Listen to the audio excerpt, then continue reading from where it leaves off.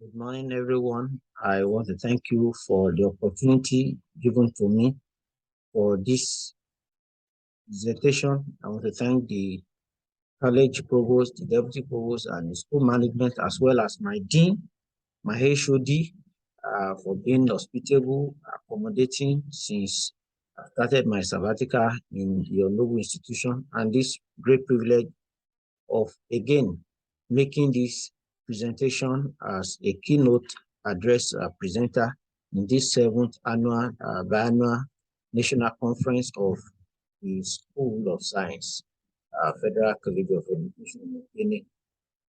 Let me share my screen now, and then we'll be able to make my presentation.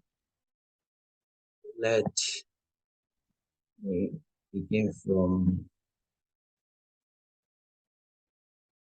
all right. The title is Repositioning Quality STEM Education for National Growth and Development. I want to thank the professor who had earlier prepared a very explicit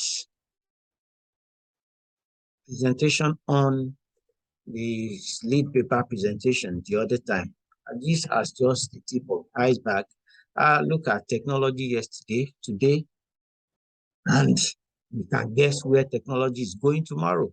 Of course, these things cannot be found again. And of course, if you find them, devices using them are rather becoming obsolete.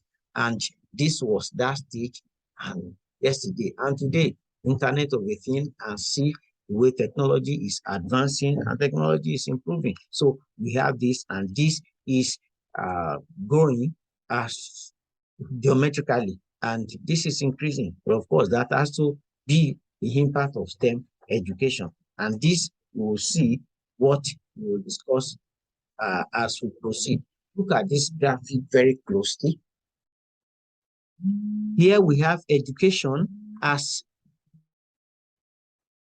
placed on the table here. And the way you see, there is a screen, which on the screen I call the government.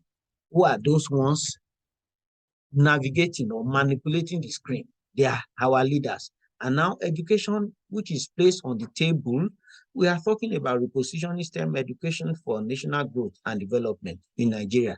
Quality STEM education, look at where it is placed. It is at the verge of falling, and on the table here, you can see this is not centrally placed, and look at the position of the STEM education. And when we talk about repositioning, it's either the thing is misplaced or not properly placed, or so we now want to reposition this in its right perspective. This graphic illustration is just the entire information about what I want to speak about. And then we'll look at the masses now that are under the table looking for the stability of education to be able to survive. And Professor Sadiq, who gave the lead paper presentation, has spoken a lot on this that shows us a nation who is not educationally developed and see the industrialization development. So we want to see a presentation overview. STEM education, the previous and present position. How to reposition STEM education, which way Nigeria, national growth and development. These are the bedrocks of the overview of my presentation. What is STEM education? I will not bore us with definition again. Prof, who gave the lead paper presentation, has spoken a lot about this, and we'll see the acronym STEM as science, technology, engineering, and mathematics. STEM is a broad term used to group the disciplines. These four disciplines, which I've mentioned above. STEM education is an integrated and interdisciplinary approach to learning that provides hands-on and relevant learning experiences for students. STEM is used to address an education policy or curriculum choices in schools, which has great implications for workforce development, national security concerns, immigration policy, scientific literacy, innovation problem solving, digital literacy, creativity, critical thinking, and industrial revolutions. These are areas where we will see STEM has been able to work, and what the importance of quality STEM education. Now, let's look at Nigeria's previous and present position. Permit me to just open our eyes to the state of the nation and our industrial developmental records in line to STEM. Over 40 years ago, records, we have that. For those of us who are still alive and we have such record, the dollar was just equivalent to 80 kobo, not even up to 1 naira. But now it's 710 naira, even not stable, 710, 720, and the like. Nigeria was producing locally assembled vehicles and products such as Volkswagen tires, Sanyo fan in those days, tractors, leather, shoes, Bata shoes, and sandals. We were seen going to our boutiques and getting Bata shoes, Dunlop tires, and characters like Lokaku cables, Don plus rubber, etc., etc. And what we had in those days, today, the obituaries. In those days, we had the Nigerian Airway, but today, many of us fly abroad. We have Nigerian Airway in our airport to see about this have almost gone to extinction. Where is our STEM education in Nigeria? Apart from what we have in the nation today, we import fuel, despite we have fuel. In fact, we almost import everything, just almost everything. When situations, when material things are needed in this nation, what do we see?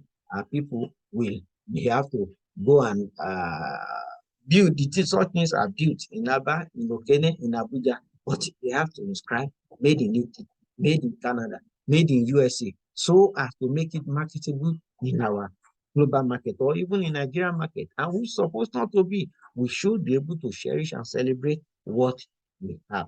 We are in the critical time. Our indigenous technology seems not to be able to combat insecurity. Look at what happened in Kuje prison. If Kuje prison could be attacked such a way that there was no traces, what is our technology doing? I do not want to talk about the political aspect about this. I do not want to talk about that. But despite almost all what we put in, insecurity has made such a way that our education, people find it difficult to go to schools, or those in the boarding schools are afraid of not being kidnapped by terrorists. How do we reposition STEM education in Nigeria? STEM has everything to offer every student. Hence, the curriculum and policy should be reappraised. The first speaker has spoken about that. I will not want to overflow to use. STEM is necessary for growing economy and staying globally competitive. Hence, more awareness creation and preparation for students for future tasks. This, we have to get that done.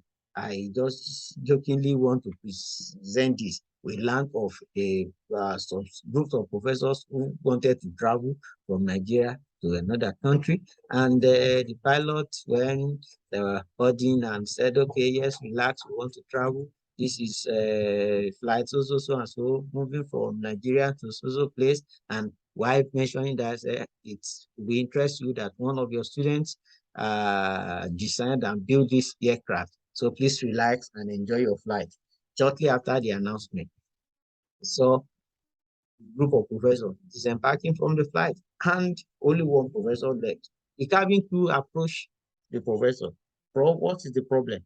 Just shortly after the announcement by the pilot, others were moving away, and only you were seated. The others said they are afraid if these things would crash on the road. He said, but he's sure that even if it is produced by a student, that this will not even fly. So, jokingly, what are we trying to say? What are we preparing our students for? Are we preparing them for future tasks? Are we making them ready to take up responsibilities, or going to Yahoo, going to cultism, going to what is not? Government readiness and sincerity in funding education is needed. STEM requires strong government financial backing. This, again, has been clearly spelled out by Prof. during the last presentation. I would have shown us this YouTube, which was compiled by Joshua Steve in Professor Obuole's presentation, the Vice Chancellor of Bowen University, but because of our time, I would not take us through the video, but you see it in the when I will send the paper or the PowerPoint to us. We want to see what quality STEM education, what science, technology, engineering, and mathematics can do for a national growth and development. I hope I have had this. Stumbled at this information. In the course of the week, the federal government trained 177 youth in smartphone repairs with 5.9 billion. Then we have this one to say 177, if we divide the money by, it means government has spent 33 million plus on a particular candidate to repair phone. How much would our government spend if they are to construct, manufacture phones? We will spend on what's supposed not to be, needless not to say. Recall the money, number of millions or billions spent on court grassing in Abuja, Aso Rock some a few years ago, and we could see that. See again, over 200 billion or more spent on school feeding, even when students were supposed to be in the school. And now ASU is on strike. For ASU, went on strike, shortly just called off a few days or weeks ago. And we knew our conference supposed to have be held at this period, but at that period, but because of the strike, who knows when ASU is again. The students going to go back to school. They are flooding the street now, committing crimes and different things because, of course, and we said the future is in their hand. What about if we give qualitative funding into STEM education? Of course, that is going to give us quality product. I have this also on the internet that private schools in Rwanda are said to close down as public ones become more attractive. But in the other way is ours. How many of us and my highly cherished lecturers have our children in public schools? Our public schools are dilapidated. The buildings are just like where we have we dump refuse for some places. Thank God for what government is doing in some quarters, but of course they need to do more. If this institution, if this country is having such a way that public schools are no longer are becoming more attractive while private schools are folding up, then it means the education is given attractive funding. We have this, I put it that we all can. In July this year, we had this story that flooded the internet, Mustafa Gajibo, who produced or manufactured this electric bus, which we call using renewable energy. This young guy is a young talent who did this. The story had it. You Google search and find more about this guy. He wanted to study electrical engineering. He was offered agricultural engineering, the University of Borno, but because his interest has always been to go into electrical, he later changed his course and he was given mechanical engineering. But of course, his desire was even to read electrical. But because he was not born with silver spoon, he could also not go because of finance. And so he had it that he dropped out. But that he dropped out, even in Borno, the so-called trouble state, we had this young man, very resilient, and he was able to do just this that we are seeing on the screen. Then we can know that this kind of people need to be encouraged and that we have such intellect in Nigeria. How do we position STEM education in Nigeria? STEM professionals should be involved. They know how these technologies work.